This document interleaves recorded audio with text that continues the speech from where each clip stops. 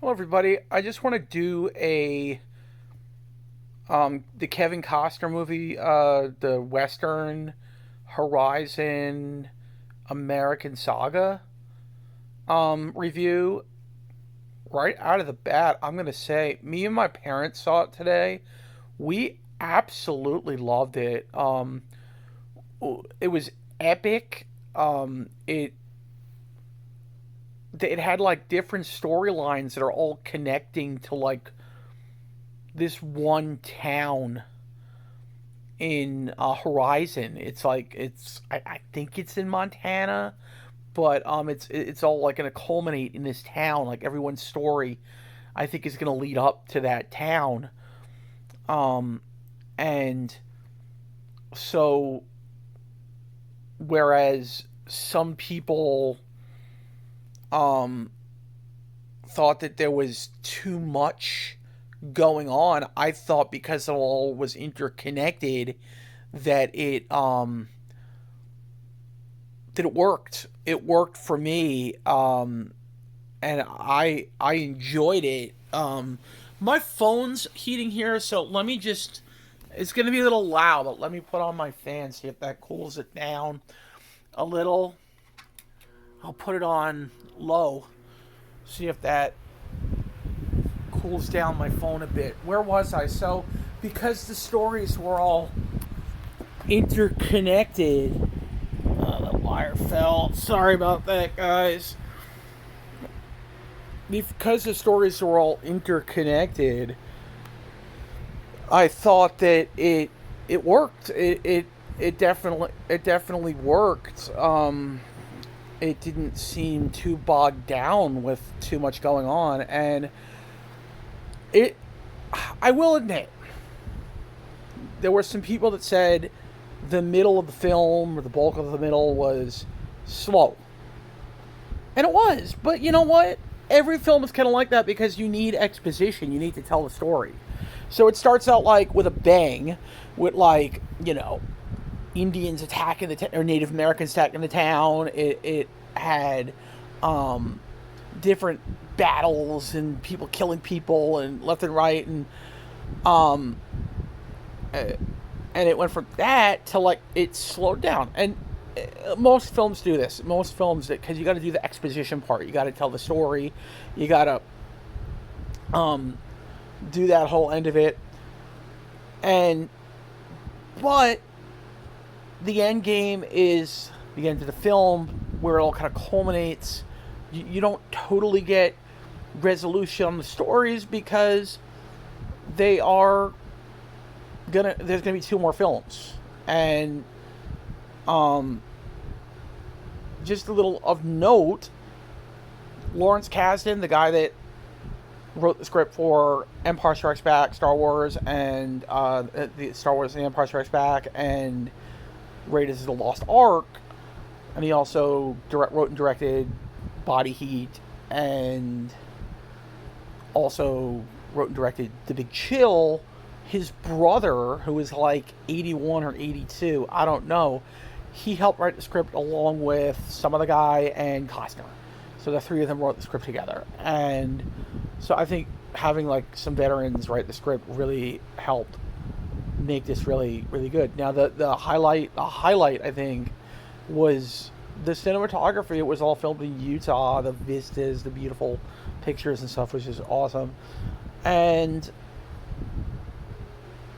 just to give you a little idea, so there was this town in the middle of like the desert or whatever, the middle of nowhere, and it was attacked by Native Americans, and it followed the story of this woman and her daughter, and her husband and son were killed in the battle, and they ended up going with the army the next day because they hid under the floorboards. They went with the army to it, and I have to think it took like over a year or over a year, and then time had elapsed because after her husband died, she had ended up falling in love with the what's his name, the guy from Sam Worthington from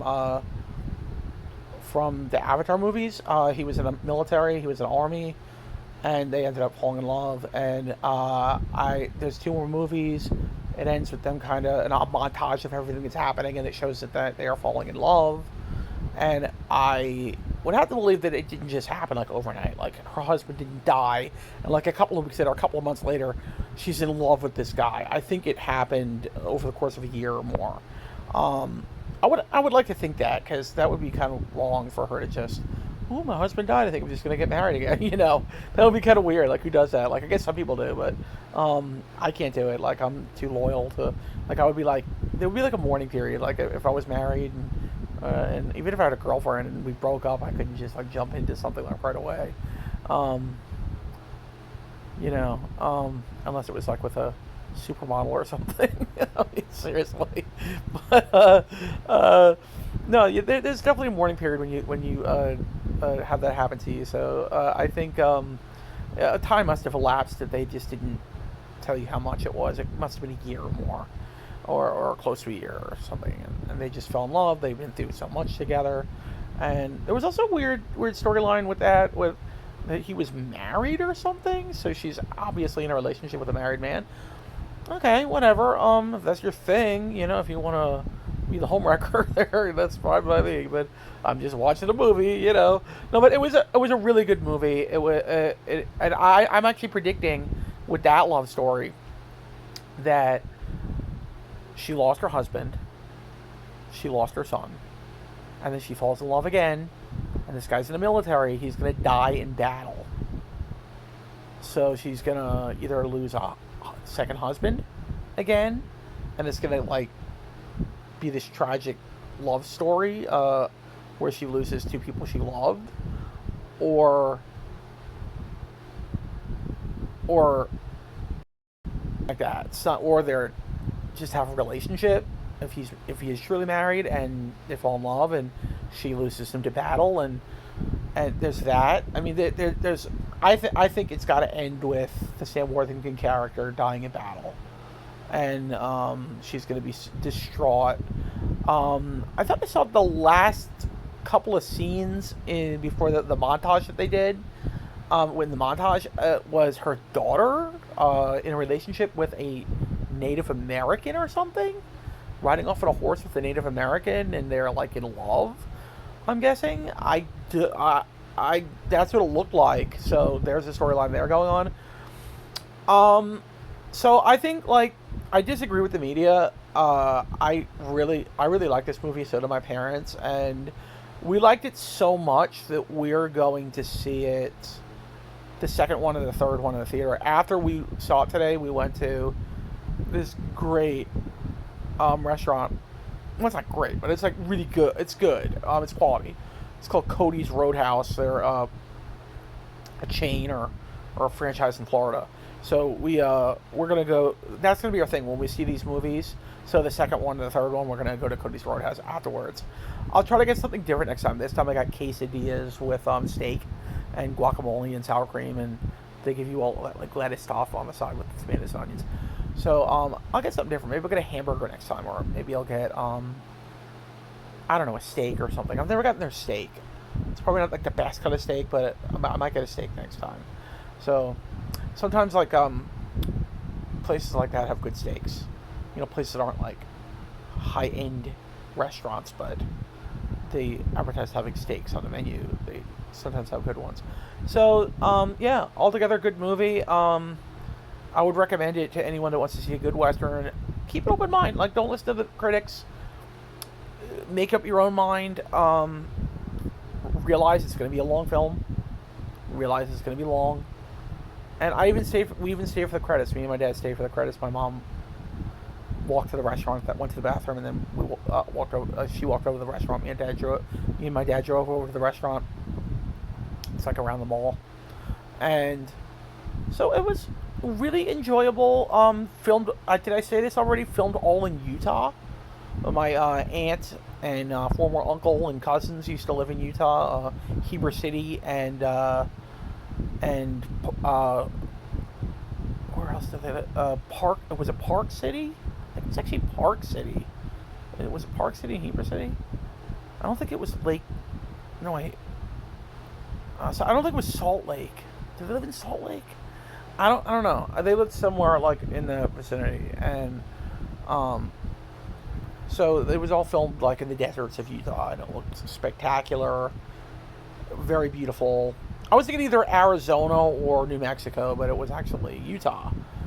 So that's the reason to stay for the credits to see stuff like that. Obviously, it's not a Marvel movie or superhero movie. You're not going to get an end credit scene, but very cool movie. If I had to grade it, 9.5 out of 10. I'm gonna give it a 9.5 out of 10. Solid movie. Costner nailed it out of the park.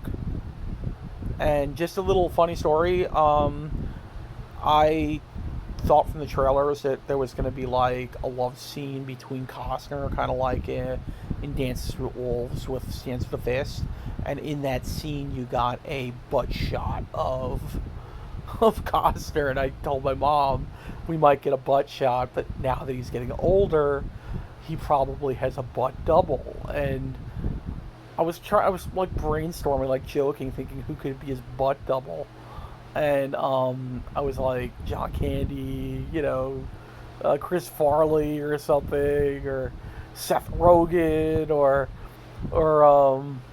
uh, Kevin Smith or something. So I picked some live and dead guys in that, and then I said, "Hey mom, what about Matthew McConaughey's butt in his butt double?" And she's like, "Yay!" But actually, they didn't show his butt. The love scene was very tame. They hardly showed anything, and I kind of like it that way because, like, why do we need like Game of Thrones action in movies? I think in the '90s and the '80s they used to do it a lot more, and even the '70s they used to do that a lot more. But now it's like now, like the scene in the Eternals, Marvel's The Eternals was like very tame. It was like a not even a minute love scene, not even a half a minute maybe, and they hardly showed anything. It's kind of like that, but maybe a little bit more. But it doesn't warrant, I don't think, a rated R rating. I think that was for the violence or something. But very very good film. Again, totally recommend it. Everybody have a good night, and don't let the critics persuade you. See this movie. I think you will like it. It is long, but I didn't think it seemed all that long. Okay? So have a good night. May the force be with you. God bless.